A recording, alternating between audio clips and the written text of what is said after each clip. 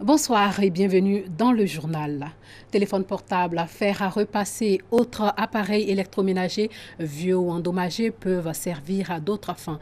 Il n'est donc plus question de les jeter. Dans la nature, ces appareils peuvent avoir une incidence sur la santé des populations et sur l'environnement. Tanguy Dangui s'est rendu dans la commune d'Adjamé où il a rencontré des électroniciens qui ont fait du commerce de ces appareils défectueux un métier.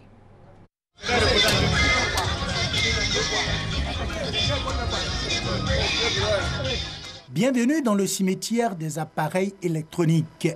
Ici, téléphone portable, télévision, fer à repasser, ventilateur.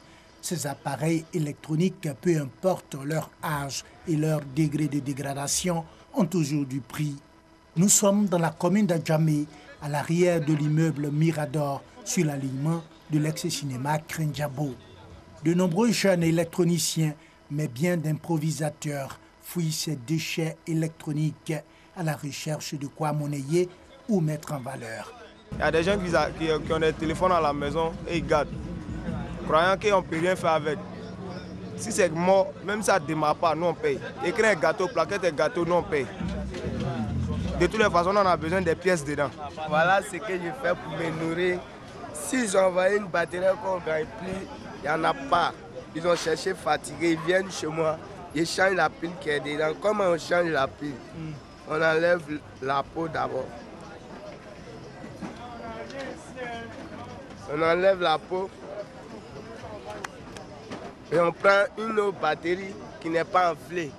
On enlève lui aussi sa peau et on change la pile qui est dedans avec ses fers à souder. Dès que tu fais net, tu fermes, tu mets dans le téléphone, ça allume propre. Après des études universitaires, ce jeune est sans emploi. Depuis quelques années, il a trouvé dans les vieux appareils électroniques de quoi se prendre en charge. J'ai fait la maintenance en génie logiciel. Puisqu'il n'y a pas de boulot, je me contente de ça pour me nourrir. Je peux attraper au moins 2000, 1000 francs par jour. C'est mieux. De nombreuses personnes viennent souvent chercher ici ce qu'elles ne sont pas sûres de trouver ailleurs, guidées par le rapport qualité-prix. Je suis venu lui demander s'il avait une batterie qui convenait à mon téléphone. Il m'a dit ok, il n'y a pas de problème, donc il a cherché une batterie qui convenait à mon téléphone et puis il m'a remis directement la batterie. Non, nous sommes montés juste le prix. Marché noir là, bon, on vient pour chercher l'écran, les portables morts. Si l'écran là est bon, tu peux prendre pour placer pour toi, ça va. En situation de handicap, Issouf Drissa a cessé de mendier sa vie pour se reconvertir en électronicien. Et depuis, il gagne bien sa vie. Quand tu s'en vas payer les nouveaux batteries de marché, c'est pas bon, ça ne dure pas. Et puis c'est pour cela, nous on est là, on cherche un deuxième main, un portable qui est mort, on enlève la batterie avec le pièce là. Et puis on vend à les gens. À Trècheville, Messad, une ONG, pilote un projet de collecte et de recyclage de déchets électroniques. Les promoteurs assurent que la manipulation de déchets électroniques dans certaines conditions peut être dangereuse. Dans tous les appareils électroniques, vous avez des batteries, des diodes. Et ces batteries et ces diodes-là sont composées de produits chimiques. Par exemple, vous avez du plomb, vous avez du mercure et bien d'autres.